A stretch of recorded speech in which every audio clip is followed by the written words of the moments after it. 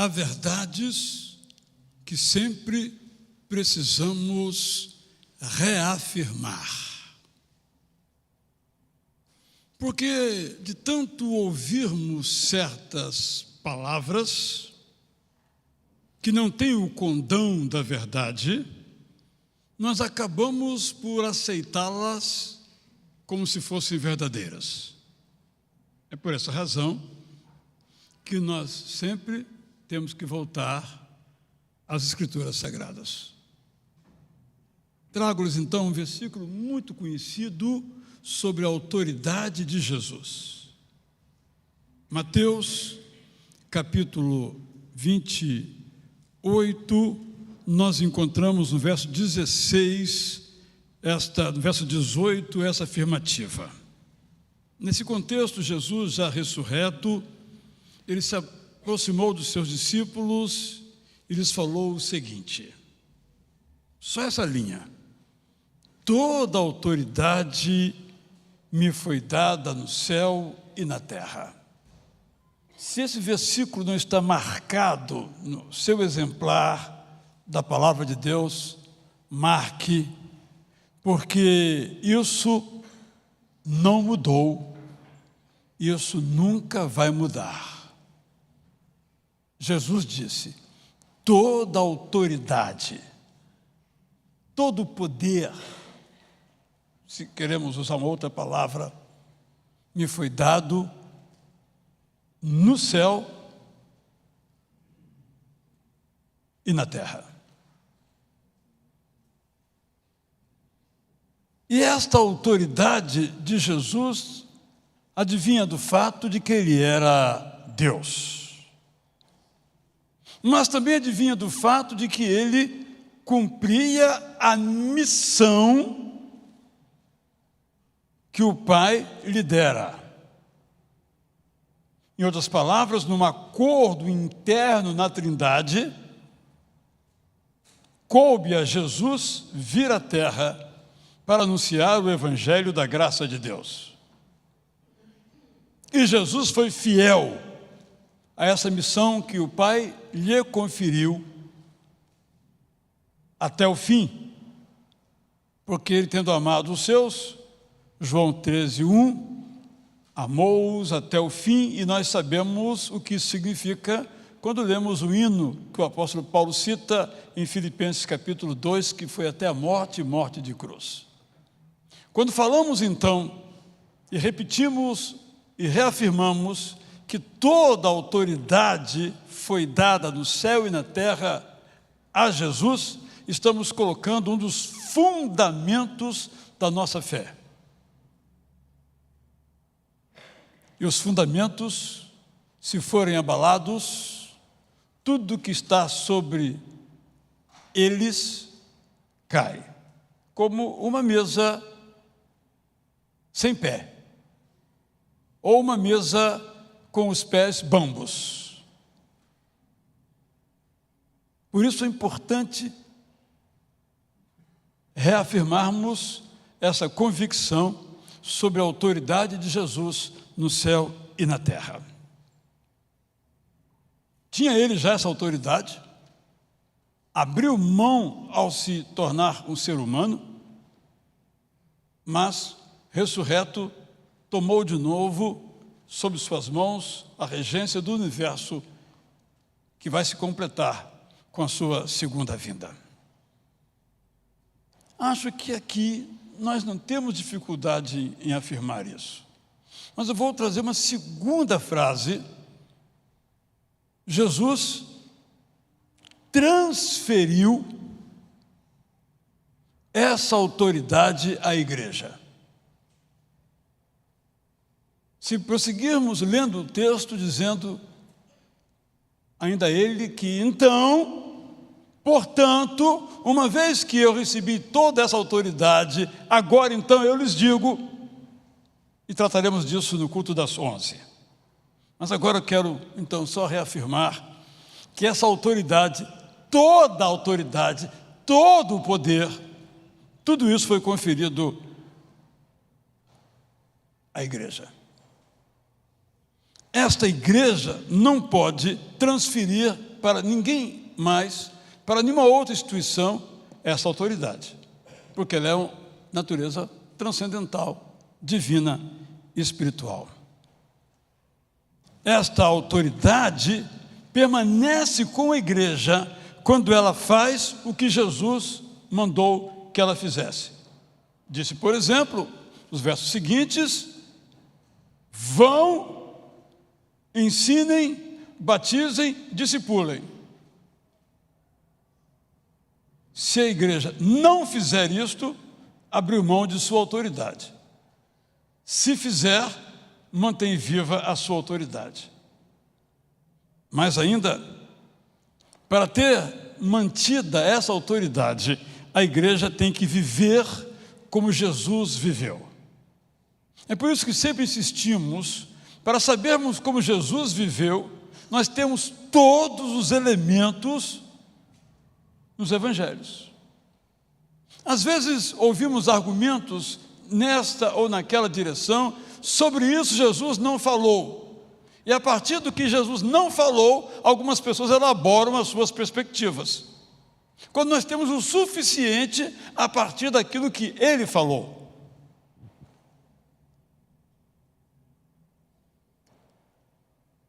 A autoridade da igreja, estamos falando aqui não de uma pessoa jurídica, não de uma organização, estamos falando desse corpo de Jesus Cristo, se mantém quando esta igreja vive como Jesus viveu, isto é, quando eu, quando você, quando nós vivemos como Cristo viveu.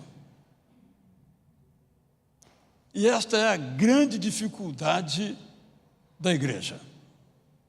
Ao longo dos séculos e dos lugares, ela tem vencido e perdido. Tem sido fiel e infiel. Não nos cabe aqui fazer essa análise agora, mas apenas nos perguntar: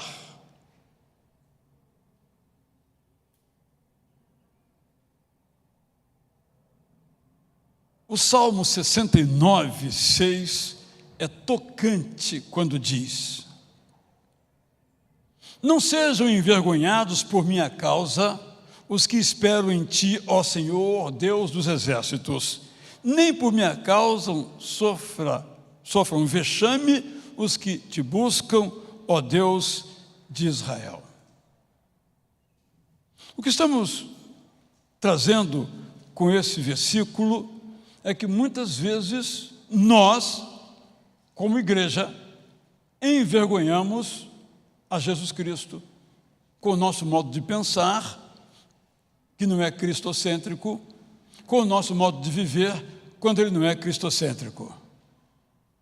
O que eu estou dizendo é que essa autoridade não é, se posso usar a palavra, automática. Só por sermos igreja temos esse poder. Só por sermos o corpo de Cristo temos essa autoridade. Porque ela se exerce no dia a dia, na prática. Comigo, com você.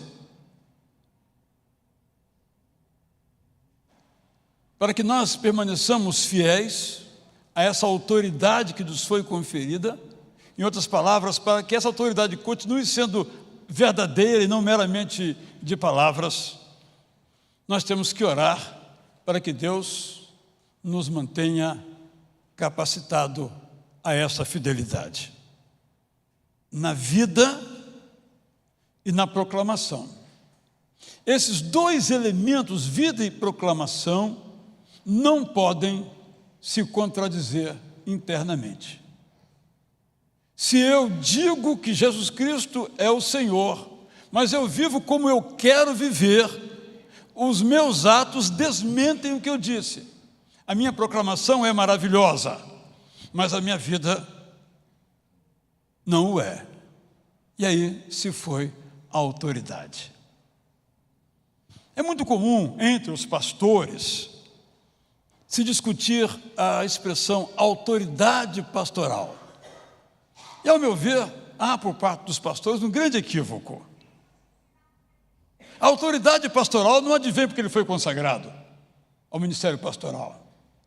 Não advém porque ele é o pastor da igreja, porque ele é o líder da igreja. Isso não lhe confere autoridade.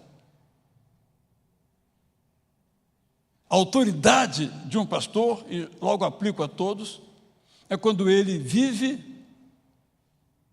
e proclama a autoridade de Jesus. Nisso está a sua autoridade. Pode ser que nem reconheçam, humanamente falando, a sua autoridade. Isso é uma outra questão. Mas quando ele vive o que ele prega, quando ele prega o que ele vive, nisto está a sua autoridade. Posso dizer então que a autoridade da igreja, a autoridade do cristão está exatamente quando ela diz e faz. O grande escândalo é quando, por qualquer razão, há até um ditado popular sobre isso: faça o que eu digo, mas não faça o que eu faço, que é algo totalmente absurdo, mas é o mundo real.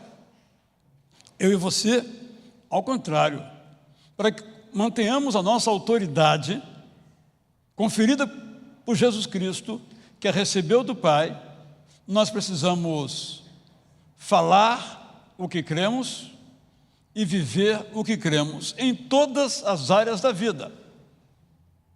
Não há intervalo. Nos meus negócios, eu sou cristão. Mas as regras vigentes não alteram a sua identidade nem a sua autoridade. Na minha vida como mãe, como pai, não pode haver contradição. A Bíblia diz o seguinte: no entanto, eu acho que não funciona e faço desse modo, conscientemente ou não.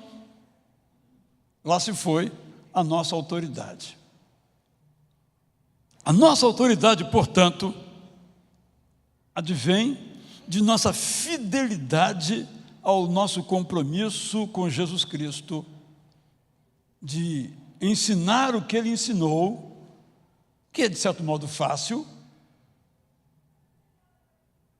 Há poucas coisas que Jesus ensinou a fazer que nós não fazemos conscientemente. Mas o mais difícil é viver como Ele viveu. Quando nós ouvimos um testemunho impactante, missionário, nós estamos diante de pessoas que são diariamente, do amanhecer ao dormir, contestadas. Para nós é inimaginável que na certidão de nascimento de uma pessoa, na sua carteira de identidade, como nós dizemos, no seu RG, tenha lá Israel Belo de Azevedo, cristão. E não pode ser mudado. Se for mudado, tem consequências. Naquele contexto lá, me refiro a outra afirmativa. Como se fosse uma identidade de fé também imutável, impossível de se intercambiar. É uma situação de muita aflição, sem dúvida alguma. Por outro lado, no entanto, esse encontro entre a vida e o testemunho, ou melhor, a vida e o ensino, esse encontro é absoluto e completo. Não tem como dizer sim e não. É sim quando é sim e não quando é não. Isso não quer dizer que queremos viver num lugar como esse, não é isso que estou dizendo. Estou dizendo que nós temos outras realidades, outras dificuldades, mas o mesmo mandamento para o cristão do Afeganistão ou do Uzbequistão, eu nem ouço falar os outros nomes, porque Turcomenistão é muito difícil, até o Tajiquistão é meio difícil de falar, não é? Para nós é um mundo completamente diferente do nosso, mas o desafio deles é o nosso também. Reafirmo: toda autoridade, disse Jesus, me foi dada no céu e na terra, e essa autoridade foi transferida para nós. E nós a exercemos quando ensinamos o que Jesus ensinou e vivemos como Jesus viveu. E termino então com os versículos seguintes que sabemos de cor na paráfrase que preparei. Vocês sabem que eu tenho autoridade completa sobre o universo, é o verso 18. Então, vão e façam discípulos em todos os países do mundo, batizando-os em nome do Pai, do Filho e do Espírito Santo. Ensinem todos os meus discípulos a seguirem os mandamentos que lhes tenho ensinado. Quero que saibam que nessa missão nunca os deixarei sozinhos, estarei com vocês para todo o sempre. Aqui está a tarefa da igreja. Nossa tarefa, colocada numa música sobre uma palavra muito antiga, mas que ainda entendemos o seu significado, é levantar sem temor este estandarte. O estandarte da igreja é o estandarte de Jesus. Vamos cantar e assumir esse compromisso com o nosso Senhor e Salvador.